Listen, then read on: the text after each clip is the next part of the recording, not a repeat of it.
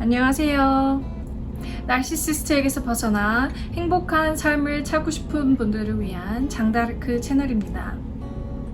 오늘은 나르시시스트와 이혼할 결심을 했거나 혹은 현재 합의 이혼을 진행 중인 사람들을 위한 시간인데요.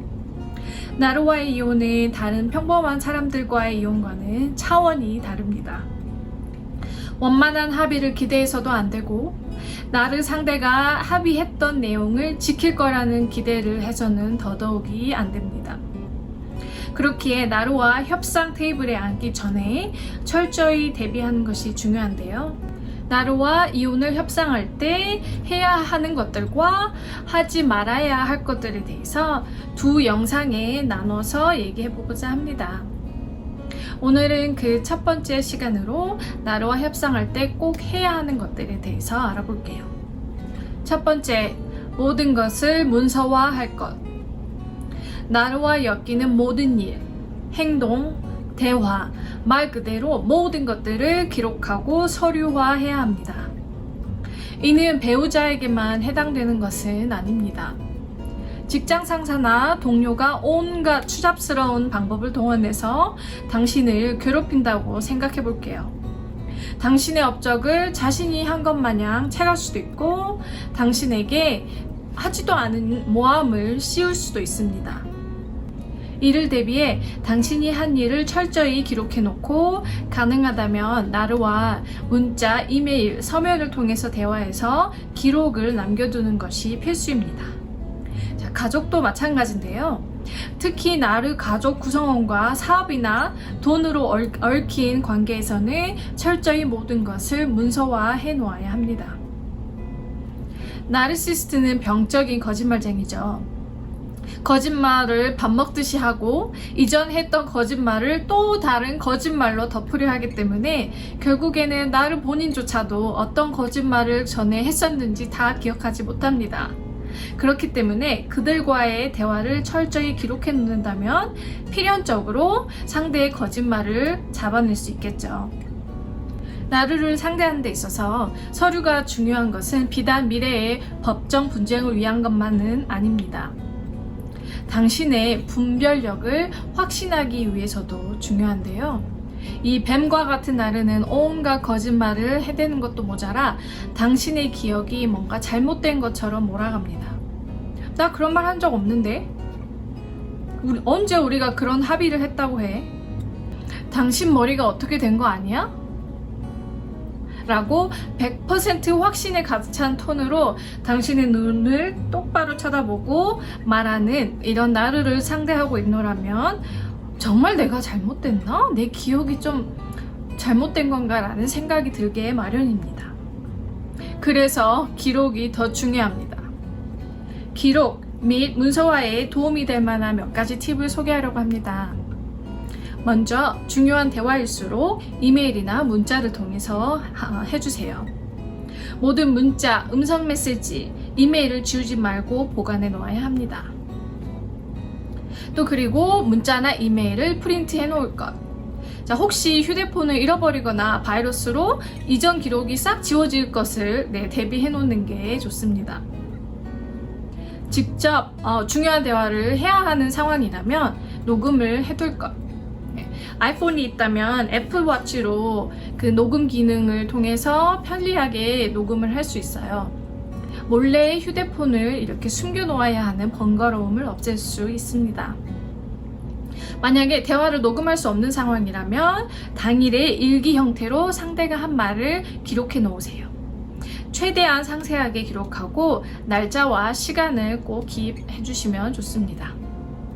반대로 당신이 조심할 것은 상대가 법정에서 증거로 반대로 꺼낼 만한 이런 말은 문자나 이메일에 적지 말아주세요.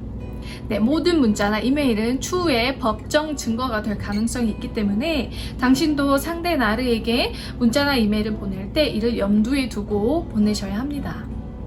실제로 저의 경우에도 그 사람이 우리가 이혼소송을 하고 있을 때 제가 화나서 막 보냈던 문자나 이메일을 법정 증거로 사용했어요. 물론 제가 냈던 증거에 비해서 턱없이 모자라서 별 힘은 없었지만요. 그리고 나루와 문자나 이메일로 대화가 이어질 때 꼭 답을 해야 하는 내용에만 짧게 답을 해주세요. 이 나루의 말도 안 되게 긴 그리고 자신의 이기적인 생각과 일방적인 주장만 잔뜩 담긴 글에 설명하고 또 본인을 옹호하는 긴 답글을 하지 말기를 바랍니다. 물론 나루가 당신에게 혐의를 뒤집어 씌우면 스스로를 변호해야 할 것만 같은 그런 본능이 생길 거예요. 하지만 이를 억누르세요. 이 나루의 거짓 비난엔 증거도 없고 왜냐면 안 했으니까 그리고 아무런 효력도 없습니다. 당신의 말이 길어지면 길어질수록 당연히 실수가 많아지게 마련입니다. 그리고 당신이 열받아서 막 날뛰고 막 억울해하고 그렇게 길게 변호하는 그거야말로 나루가 정확히 당신으로부터 원하는 반응입니다.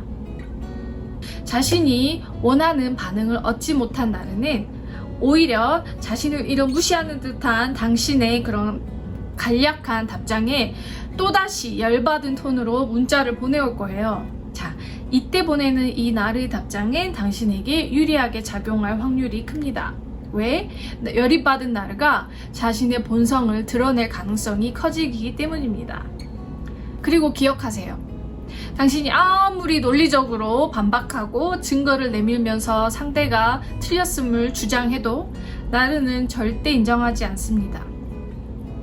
짧고 간결한 답장으로 나루의 속을 박박 긁는 것, 그리고 상대의 답장을 모아두는 것, 바로 그것이 당신이 해야 하는 것입니다. 그리고 숨겨둔 패를 미리 까지 말 것. 상대의 거짓말에 반박하기 위해서 이 프린트 해놨던 문자를 내미는 순간 당신의 히든 카드를 먼저 미리 보여주는 꼴이 됩니다. 상대는 당신이 자신의 문자, 이 말 하나하나를 모아두고 있다는 것을 눈치채기 시작할 것이고 그때부터 몸을 사릴 것입니다. 자, 그리고 다시 말하지만 그것을 내밀어 봐야 나루가 내가 잘못했네 라고 자신의 잘못을 인정하기는커녕 더 화를 돋우고 싸움은 악화됩니다. 문서와는 비밀리에. 나루와 이혼을 협상할 때 해야 할 것 두 번째, 당신의 편인 사람들로부터 지원을 받을 것. 물론 상황을 더 악화시키고 당신으로 하여금 파괴적인 행동을 하도록 부추기는 사람들 있잖아요. 그런 사람은 아무리 당신 편이라도 잠시 거리를 두는 것이 좋습니다. 어느 때보다 감정보다는 이성적으로 판단을 해야 하는 시기이기 때문입니다. 내 편인 사람들에는 어떤 사람들이 있을까요? 자, 첫 번째로 나르시시즘을 이해하는 변호사가 있겠습니다. 나르시시즘을 이해할 수 있는 이런 능력을 가진 변호사를 고용하면 좋은데요. 처음부터 당연히 변호사가 필요한 것은 아닙니다.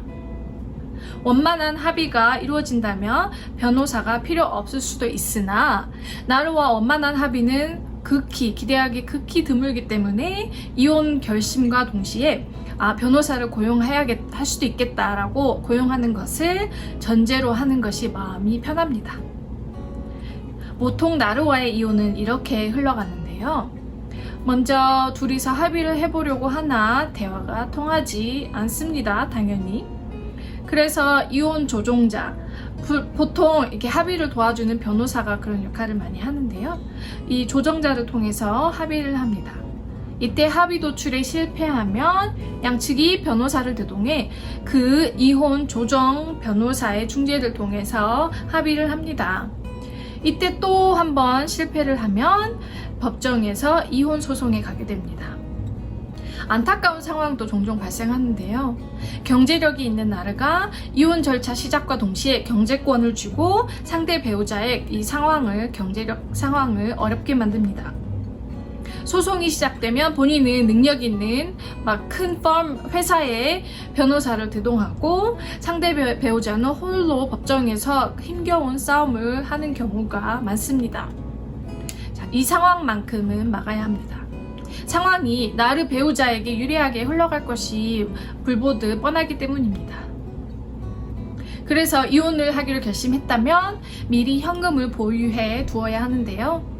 특히 본인이 경제 활동을 하지 않는 상황이라면 적어도 생활비 3개월치는 보관해 두셔야 하고요. 그리고 변호사 고용비도 짱 박아 두시는 게 좋습니다.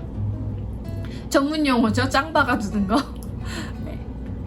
그 다음 나르시즘을 꿰뚫고 있는 상담 치료사. 여러 다른 글에서도 강조했지만 당신의 아픔을 이해해줄, 나아가 정서적인 회복을 위해 해결책도 제시해줄 전문가가 필요합니다.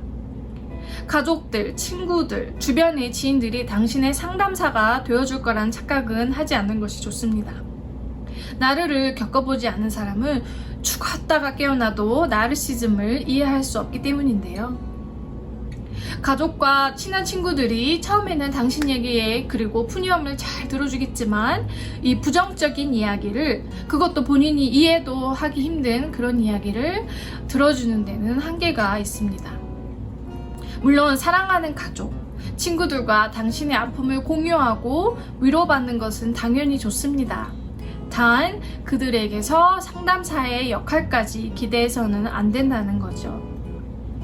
만약 주위에 나르시시스트를 겪어봤거나 나르와 이혼을 경험한 사람이 있다면 당연히 더 좋은 조언을 해줄 수 있습니다. 해야 하는 것 세 번째, 준비를 단단히 할 것. 먼저 마음의 준비로는 위에서도 언급했지만 나르시시스트와 이혼은 아주 험난한 여정이 될 것이라는 각오를 해야 합니다. 원만한 합의, 협상이 이루어질 확률은 극히 적기 때문에, 그리고 만약에 이런 합의가 이루어지는 상황은 어떤 상황이 있냐면요, 나르가 배우자에게 치명적인 단점을 잡힌 경우나 혹은 나르에게 다른 애인이 있어서 빨리 서둘러서 이혼을 마무리 지으려고 합의를 해주는 그 두 경우뿐입니다. 그리고 또 준비할 거는 자료 준비. 합의를 하는 단계에서도 법정에 나간다는 각오로 모든 서류를 준비하는 것이 좋습니다. 상대 나르에게 위협이 될 만한 자료는 당연히 좋고요. 증거가 있어야 좀 더 유리하게 협상을 이끌어 나갈 수 있기 때문입니다. 이혼 협상 시 해야 하는 것 넷째, 내어줄 것은 내어줄 것. 나르 배우자가 원하는 것도 어느 정도는 들어줘야 합니다. 원했던 것보다 더 내어줘야 하는 상황, 그게 뭐 물질적인 것이 됐든 돈이 됐든 양육권이 됐든 어느 정도는 내어줘야지 합의가 됩니다. 가능하다면 합의를 하는 것이 법정 싸움으로 가는 것보다 낫습니다. 법정으로 가게 되면 소송이 길어지는 경우에 변호사 비용이 정말 몇 천만 원까지 나오는 경우가 있어요. 게다가 모든 최종 결정을 판사에게 맡겨야 합니다. 운이 좋아서 솔로몬 뺨치는 그런 유능한 판사를 만난다면 다행이겠지만, 이 특정 성의 편을 드는 사람이거나 아니면 너무 감정적이거나 이유 없이 그냥 당신이 마음에 들지 않아, 그냥 당신이 꼴보기 싫은 판사라면 당신에게 불리한 판결을 내릴 수 있습니다. 즉, 남의 손에 당신의 운명을 맡겨야 하는 상황은 최종 해결책으로 미뤄두는 것이 좋습니다. 이상 나르시시스트 배우자와 이혼을 협상할 때 해야 하는 것들에 대해서 알아보았는데요. 다음 시간에는 더 중요한 하지 말아야 할 것들에 대해서 알아볼 예정입니다. 오늘도 영상 도움되셨다면 구독 버튼, 좋아요 버튼 눌러주시고 그리고 알림 설정도 해주세요. 오늘도 여러분 모두 더 행복한 하루가 되시길 바랍니다. 장다르크였습니다. 감사합니다.